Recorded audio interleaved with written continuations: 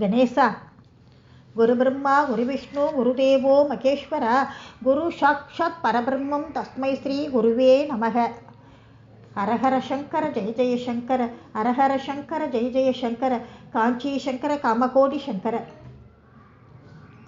சதாசிவ சமாரம்பாம் ஸ்ரீ சங்கராச்சாரிய மத்தியமாம் அஸ்மத் ஆச்சாரிய பரியந்தம் வந்தே குரு பரம்பராம். சங்கரா சம்போ மகாதேவா. நான் இன்னைக்கு சொல்ல போகிறது மகா பெரிவாளோட பற்றின கதை தான். இப்போ தான் யாரோ 2 days பிஃபோர் போட்டிருக்கா. பார்த்தேன், நான் 2 days பிஃபோர் தான் நான் பார்த்தது. அவ்வளோ ஒரு இன்ட்ரெஸ்டிங்காக இருக்குது கதை. படிக்க படிக்க எத்தனை தரம் படித்தாலும் திகட்டாது, அப்படி ஒரு கதை இது. நீங்களும் பாருங்கோ, உங்களுக்கும் பிடிக்கும்.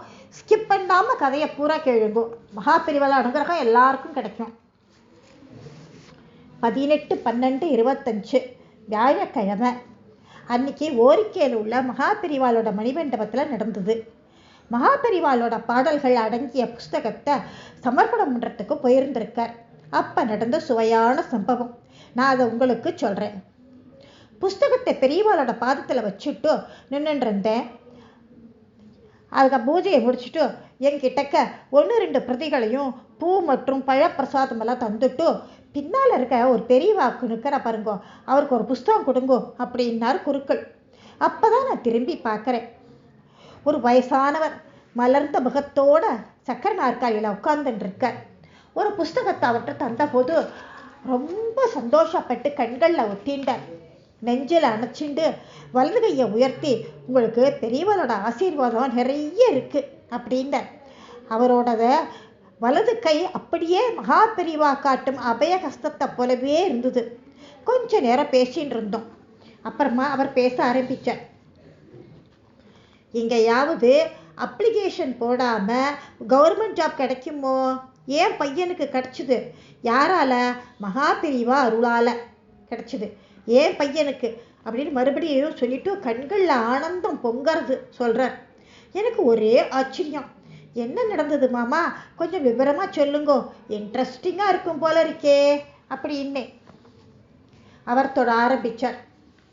மகா பெரிவாளோட நான் பலகாலம் இருந்திருக்கேன். மடத்தில் முத்திராதிகாரியாக இருந்தேன்.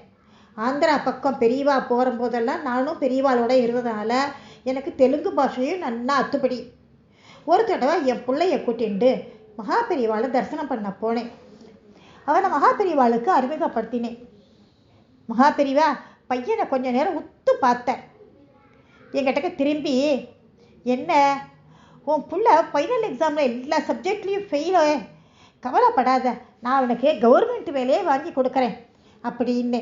அட போங்க பெரியவா, ஃபஸ்ட் கிளாஸில் பாஸ் பண்ணவளுக்கே இந்த காலத்தில் வேலை கிடைக்க மாட்டேங்கிறது, குதிரை கொம்பா இருக்குது. இதில் இவன் எல்லா சப்ஜெக்ட்லேயும் ஃபெயிலாகி தொலைச்சிருக்கான், என்ன பண்ணுறதுன்னு வருத்தத்தோடு சொன்னேன். அப்படியா, சரி பையனை ஊருக்கு அனுப்பிடும் அப்படின்னார். அடுத்த வாரம் ஒரு நாள் திடீர்னு ஒரு அரசாங்க உத்தியோகத்திற்கு இவனுக்கு அப்பாயின்மெண்ட் ஆர்டர் தேடி வந்தாச்சு. அத்தனை பேருக்கும் ஆச்சரியம். அப்ளிகேஷனே போடலையே, எப்படி வேலை கிடச்சிது, அதுவும் அரசாங்க உத்தியோகம். அப்போ தான் மகா பெரிவா கவலைப்படாத, நான் கவர்மெண்ட் வேலை வாங்கித்தரேன் சொன்னது ஞாபகம் வந்தது. உடனே பெரியவாள்கிட்ட ஓடி ஆசீர்வாதம் வாங்க நின்றுட்டு இருந்தோம். புன்புருவலோடு ஆசீர்வாதம் பண்ணினார். அப்புறம்தான் எனக்கு மடத்தில் உள்ள அணுக்கு தொண்டர் மூலமாக தெரிய வந்தது. அதாவது நான் பையனை அறிமுகப்படுத்திட்டு ஊருக்கு அனுப்பின அப்புறமா மறுநாள் நீதிமன்றத்திலிருந்து ஜஸ்டிஸ் ஒருவர் வந்திருந்திருக்கார். அவர்கிட்ட மகா பெரிவா அப்ளிகேஷன் போடாமல் சட்டப்படி உன்னால் ஒருத்தருக்கு அரசாங்க உத்தியோகம் வாங்கித்தர முடியுமோ அப்படின்னு கேட்க, அவரும் முடியும் பெரியவா, கிளாஸ் 4 அப்பாயின்மெண்ட் அப்படிங்கிற அது மாதிரி செய்ய முடியும் அப்படின்னு சொல்ல, சரி அப்படின்னு நான் சொல்கிற இந்த பையனுக்கு ஒரு வேலை போட்டு கொடு அப்படின்னு சொல்லிட்டேன். அப்போ என்னோட முழு விவரத்தையும் என் பையனுக்கும் எல்லாத்தையும் சொல்லிவிட்டு எல்லா சப்ஜெக்ட்லேயும் ஃபெயிலிங்கிறது ஆகிறதையும் சொல்லிட்டார் பெரியவா. பெரியவாளோட அனுகிரகத்தால் ஒரு நல்ல வேலை கிடச்சிது. இன்றைக்கி அவனுக்கு மாத சம்பளம் 75,000க்கு மேலே கிடைக்கிறது. எல்லாம் பெரியவாளோட ஆசீர்வாதம் தான் அப்படின்னு ஆனந்த கண்ணீரோடு விசும்பினர். அப்புறம் பாருங்கோ, எனக்கு தான் ஒரு காரியம் முடியாதுன்னு விட்டார் அப்படின்னு ஒரு புதிர் போட்டார். கேட்கவே புதுசாக இருக்கே. எத்தனையோ பேருக்கு என்னென்னமோ செஞ்சுருக்கார். நீங்கள் அவர் கூடவே இருந்திருக்கேன். உங்களுக்கு முடியாதுன்னு சொல்லிட்டாரா அப்படின்னு கேட்டேன். நீங்கள் என்ன கேட்டேள் அப்படின்னு அவர் தீர்க்கமான பார்வையோட சந்நியாசம் வேணும்னு கேட்டேன். நீங்களே எனக்கு சந்நியாசமும் கொடுக்கணும்னு கேட்டேன். அப்படியா, நல்ல விஷயந்தானே, ஏன் மறுத்துட்டார் அப்படின்னு கேட்டேன். உனக்கு பென்ஷன் வருது, அதனால் என்னால் உனக்கு சந்நியாசம் கொடுக்க முடியாதுன்னு சொல்லிட்டார். பென்ஷன் வேண்டாம்னு எழுதி கொடுத்து விடு, உனக்கு சந்நியாசம் தரேன் அப்படின்னேன். என் சொத்து எல்லாத்தையும் பிள்ளைக்கும் பொண்ணுக்குமே கொடுத்துட்டேன். எனக்குன்னு ஒன்றும் வச்சுக்கல.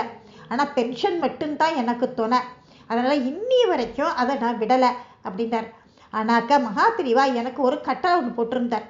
அவர் ஒரு நாள் மௌனமாக இருந்தபோது, எனக்கு சந்நியாசம் தான் கொடுக்க மாட்டேன்னு சொல்லிட்டேன், நான் என்ன செய்யறது அப்படின்னு கோபமாக கேட்டேன். அவர் ஜாடையிலேயே பூஜை பண்ணு, சாப்பிடு, நல்லா தூங்கு, அது போகும் அப்படின்னு சொல்லிட்டார். இன்னி வரைக்கும் தினமும் குரு பூஜை பண்ணுற தவறலை. நல்லா சாப்பிட்றேன், நல்லா தூங்குறேன், என் வாழ்க்கை நிம்மதியாக ஓடின்னு இருக்கு. பெரியவா தான், அவருக்கு ஈடு யாரு என்ற மனதில் நினச்சிட்டு மாமாட்ட ஆசீர்வாதம் வாங்கிட்டு வீட்டுக்கு திரும்பினேன். எல்லாரும் மகா பெரியவாளப்பா விரிக்கி பிடிச்சிக்கோங்கோ, எல்லாருக்கும் நல்லது நடக்கும். நன்றி, வணக்கம்.